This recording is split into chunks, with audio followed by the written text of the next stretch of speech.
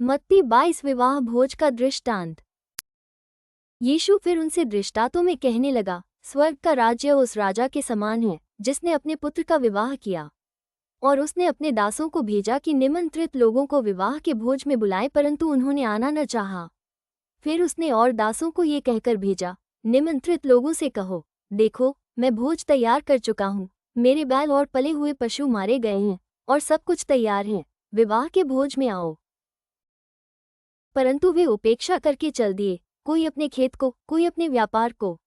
अन्य लोगों ने जो बच रहे थे उसके दासों को पकड़कर उनका अनादर किया और मार डाला। तब राजा को क्रोध आया और उसने अपनी सेना भेजकर उन हत्यारों का नाश किया और उनके नगर को फूंक दिया।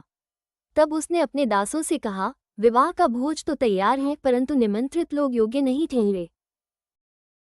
इसलिए चौराहों पर जाओ और जितने लोग तुम्हें मिले सबको विवाह के भोज में बुला लाओ। अतः उन दासों ने सड़कों पर जाकर क्या बुरे क्या भले जितने मिले सबको इकट्ठा किया और विवाह का घर अतिथियों से भर गया। जब राजा अतिथियों को देखने भीतर आया तो उसने वहां एक मनुष्य को देखा जो विवाह का वस्त्र नहीं पहने था। उसने उससे पूछा, हे मित्र, तू विवाह का वस्त्र पहने बिना यहाँ क्यों आ गया? उसका मुंह बंद हो गया। तब राजा ने सेवकों से कहा, इसके हाथ पांव बांधकर उसे बाहर अंधियारे में डाल दो, वहां रोना और दांत पीसना होगा, क्योंकि बुलाए हुए तो बहुत हैं परंतु चुने हुए थोड़े हैं। कैसर को कर देना। तब फरीसियों ने जाकर आपस में विचार किया कि उसको किस प्रकार बातों में फंसाएं। अतः उन्होंने अपने चेलों को हेरोदियों के साथ उसके पास ये कहने को भेजा, हे गुरु, हम जानते हैं कि तू सच्चा है और परमेश्वर का मार्ग सच्चाई से सिखाता है और किसी की परवाह नहीं करता, क्योंकि तू मनुष्यों का मुंह देखकर बातें नहीं करता। इसलिए हमें बता, तू क्या सोचता है? कैसर को कर देना उचित है कि नहीं?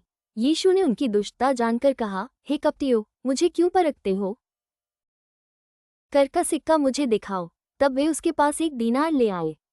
उसने उनसे पूछा, ये छाप और नाम किसका है? उन्होंने उससे कहा, कैसर का। तब उसने उनसे कहा, जो कैसर का है वह कैसर को, और जो परमेश्वर का है वह परमेश्वर को दो। ये सुनकर उन्होंने अचंभा किया और उसे छोड़कर चले गए। पुनरुत्थान और विवाह। उसी दिन सदूकी, जो कहते हैं कि मरे हुओं का पुनरुत्थान है ही नहीं, उसके पास आए और उससे पूछा, हे गुरु, मूसा ने कहा था कि यदि कोई पुरुष बिना संतान मर जाए तो उसका भाई उसकी पत्नी से विवाह करके अपने भाई के लिए वंश उत्पन्न करे। अब हमारे यहाँ 7 भाई थे। पहला विवाह करके मर गया और संतान न होने के कारण अपनी पत्नी को अपने भाई के लिए छोड़ गया। इसी प्रकार दूसरे और तीसरे ने भी किया और 7 तक यही हुआ। सबके बाद वो स्त्री भी मर गई। अतः जी उठने पर वो उन 7 में से किसकी पत्नी होगी? क्योंकि वो सबकी पत्नी हो चुकी थी। यीशु ने उन्हें उत्तर दिया, तुम पवित्र शास्त्र और परमेश्वर की सामर्थ्य नहीं जानते, इस कारण भूल में पड़े हो। क्योंकि जी उठने पर वे न विवाह करेंगे और न विवाह में दिए जाएंगे, परंतु स्वर्ग में परमेश्वर के दूतों के समान होंगे। परंतु मरे हुओं के जी उठने के विषय में क्या तुमने यह वचन नहीं पढ़ा जो परमेश्वर ने तुमसे कहा, मैं अब्राहम का परमेश्वर और इसहाक का परमेश्वर और याकूब का परमेश्वर हूँ? वह मरे हुओं का नहीं परंतु जीवितों का परमेश्वर है। ये सुनकर लोग उसके उपदेश से चकित हुए। सबसे बड़ी आज्ञा। जब फरीसियों ने सुना कि यीशु ने सदृकियों का मुंह बंद कर दिया तो वे इकट्ठा हुए। उनमें से एक व्यवस्थापक ने उसे परखने के लिए उससे पूछा, हे गुरु, व्यवस्था में कौन सी आज्ञा बड़ी है? उसने उससे कहा, तू परमेश्वर अपने प्रभु से अपने सारे मन और अपने सारे प्राण और अपनी सारी बुद्धि के साथ प्रेम रख।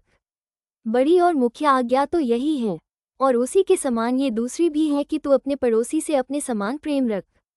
ये ही 2 आज्ञाएं सारी व्यवस्था और भविष्यद्वक्ताओं का आधार हैं।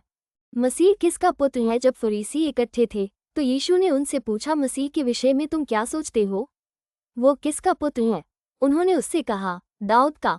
उसने उनसे पूछा, तो दाऊद आत्मा में होकर उसे प्रभु क्यों कहता है? प्रभु ने मेरे प्रभु से कहा, मेरे दाहिने बैठ, जब तक कि मैं तेरे बैरियों को तेरे पांवों के नीचे न कर दूं। भला जब दाऊद उसे प्रभु कहता है तो वह उसका पुत्र कैसे ठहरा? इसके उत्तर में कोई भी एक बात न कह सका। उस दिन से किसी को फिर उससे कुछ पूछने का साहस न हुआ। आमीन।